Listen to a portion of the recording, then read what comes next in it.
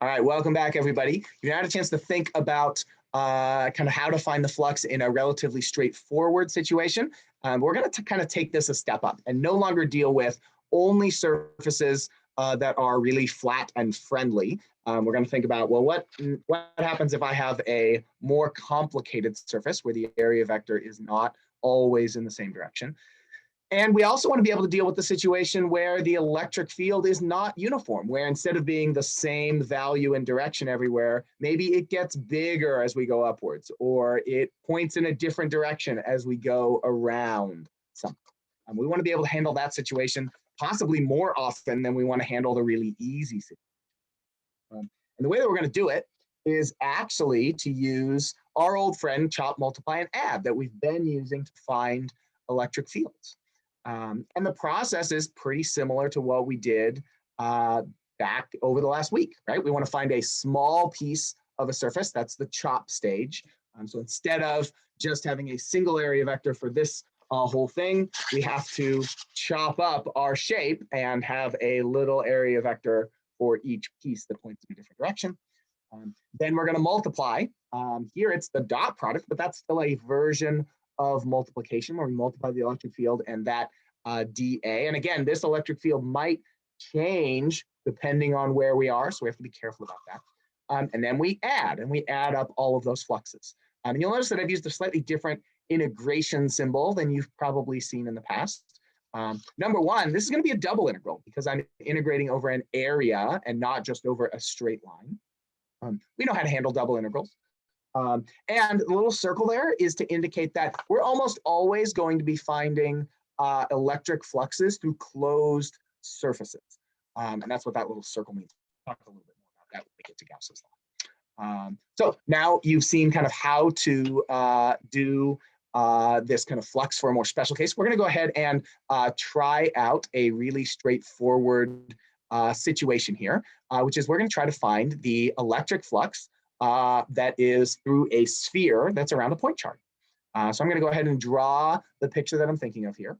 So I'm going to go ahead and put a point charge here, and then I'm going to draw a sphere. You can see I'm going to draw a circle because that's what I can draw on Zoom really well. And I'm going to try to put that point charge at the middle.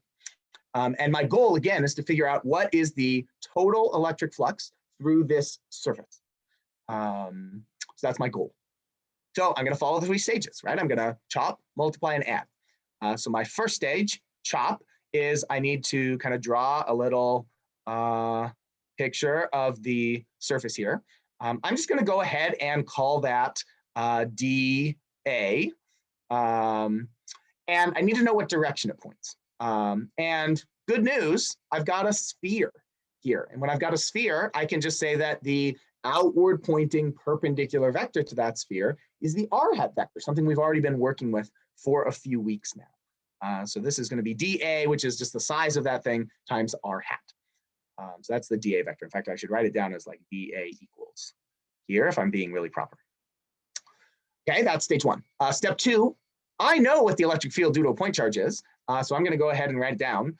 The electric field due to a point charge is K times the magnitude of that charge, Q, divided by r squared. And I want to be careful not to forget the direction here. This is also r hat. And then for the multiply stage, I need to multiply them. So I need to take the dot product between this dA and this E. And if I do that, what you'll notice is the r hats are going to do r hat dot r hat, which is going to be basically 1, right? 2 vectors that both have length 1 that are in the same direction, which means the d phi is simply going to be k q. That's not a very good k. I'm sorry about that. K q dA divided by r squared. All right, so I've done the chop stage, I've done the multiply stage. Last stage is the add stage, which often can be the easiest stage. So I'm going to go ahead and say phi e is going to be the double integral of, I've already got E dot dA, I just have to write it in here, right? K, Q, dA divided by r squared. Now at this point, I have to look really carefully at this thing because I'm really tempted to take the k and the q and the r squared and just yank them out of the integral there. And I'm only allowed to do that if they're all constant. So I'm going to do a spot check on it. K, well, that's a fundamental constant, right? K can come on out.